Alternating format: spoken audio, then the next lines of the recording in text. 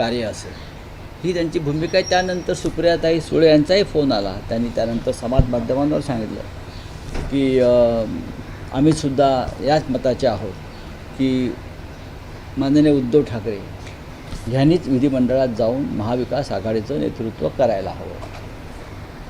प्रदेश राष्ट्रवादी काँग्रेसचे अध्यक्ष शशिकांत शिंदे यांचा दूरध्वनी आला की आम्ही आमचं डेलिगेशन घेऊन उद्धव ठाकरेंना भेटायला येत आहोत की आपणच विधिमंडळात जायला हवं. उद्धव ठाकरेंशी तुम्ही बोललात का किंवा तुमचे माझी पक्षातील नेते बोललेत का की आताही आग्रह केला जातो? इथे तुमच्याशी बोलण्याआधी मी त्यांच्याशी बोलूनच आलो खाली.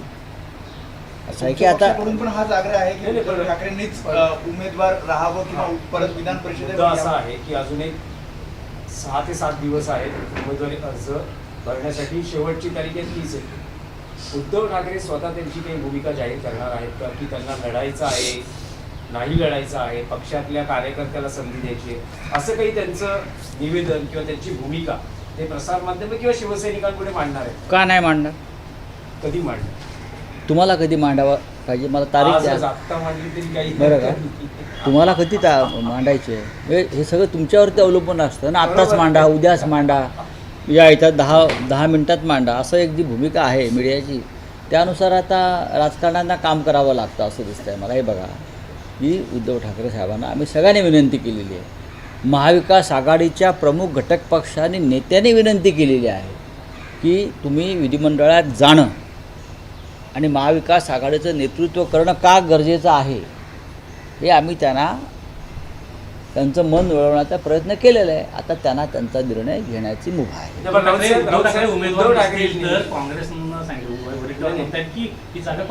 आम्ही काँग्रेस पक्षाध्यक्षाशी चर्चा केली. त्यांचं म्हणणं बरोबर आहे वडेट्टीवार यांचं, ते त्यांच्या पक्षाची भूमिका मांडतात. पण काल प्रदेश काँग्रेसचे अध्यक्ष मातोश्रीवर आले.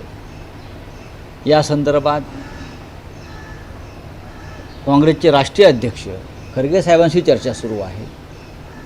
त्यांचीसुद्धा एक विनंती आहे त्या संदर्भात. त्याच्यामुळे जिथे बोलायचं आहे तिथे आम्ही बोलतो आहोत. त्यांचे पण उमेदवार काही काँग्रेसचे इच्छुक नाही. नावं समोर आली काँग्रेसच्या बघा, इच्छुक का असू नये, राजकारणामध्ये राजकीय कार्यकर्त्यांनी इच्छा व्यक्त करणं हा काय गुन्हा आहे का? नाही ना. जर बारामती पोटनिवडणुकीमध्ये अपक्ष लढतात आणि निवडणूक होते तर हे तर विधान परिषद आहे. प्रत्येक तुम्ही घेतली तर पुढची राज्यसभा ही आम्हाला असावी असं वडेट्टीवारांनी काल ट्विट केलं. आम्ही या संदर्भात राहुल गांधी,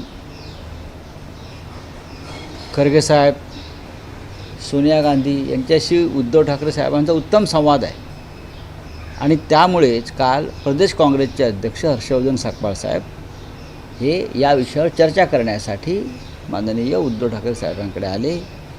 सुप्रियाताई सुळे ज्या राष्ट्रवादी काँग्रेसच्या कार्याध्यक्ष आहेत त्यांनी एक भूमिका मांडलेली आहे आणि त्या भूमिका अत्यंत महत्त्वाच्या आहेत. आणखी एक विषय होता की साधारण वर्षभरापूर्वी हिंदी सक्तीच्या विरोधात 2 ठाकरे बंधू एकत्र आले. सध्या मुंबई महाराष्ट्रात जे सुरू आहे, रिक्षा चालक आणि टॅक्सी चालकांना मराठीची सक्ती किंवा मराठी भाषा येणं आवश्यक आहे आणि या दृष्टीनं त्याला विरोध होतो आहे, त्याला पाठिंबाही होतो आहे. पाठिंब्यासाठी मनसे आणि अन्य पक्ष रिंगणात आहेत. तर दुसऱ्या बाजूला विरोध यासाठी होतो आहे की काल सदावर्तेंनी भूमिका मांडली, संपाची हाक दिली गेलेली आहे. हिंदी भाषा मराठी भाषा सक्तीची असू नये याच्यामध्ये आंदोलन उभं केलं. मराठीला जो विरोध होतो आहे तो एकनाथ शिंदेच्या गटाकडून होतो आहे, हे तुम्हाला माहिती आहे. परिवहन मंत्र्यांनी तर भूमिका, परिवहन मंत्री संजय निरुपम, आता कसं बोललात तुम्ही? हां, एकनाथ शिंदेच्या गटामध्येच या संदर्भात विरोधाची भूमिका आहे. प्रताप सरनाईक परिवहन मंत्री यांची भूमिका ही महाराष्ट्राच्या आणि मराठी माणसाच्या हिताची आहे. ही त्यांनी घेतलेली भूमिका आहे. परिवहन मंत्री म्हणून ती योग्य आहे. त्याला विरोध करण्याचं कोणाचंही कारण नाही. जे या भूमिकेला विरोध करतील ते मराठी माणसाचे आणि महाराष्ट्राचे शत्रू आहेत. एकनाथ शिंदेने ठामपणे सांगायला पाहिजे, हो ही भूमिका आहे. देवेंद्र फडणवीसांनी ठामपणे सांगायला पाहिजे, हो ही भूमिका आहे. सुनित्राताई पवार या उपमुख्यमंत्री आहेत, त्यांनी सांगायला पाहिजे, हो ही मराठी संदर्भातली भूमिका योग्य आहे. आम्ही सगळे शिवसेना, बाळासाहेब ठाकरे, माननीय उद्धव ठाकरे, आम्ही सगळे या भूमिकेसाठी सातत्याने वर्ष संघर्ष करत आलो, लढत आलेलो आहोत. महाराष्ट्रात मराठीला विरोध करून लोक इथे कसे काय राहू शकतात, हा साधा प्रश्न आहे. ही बाळासाहेब ठाकरे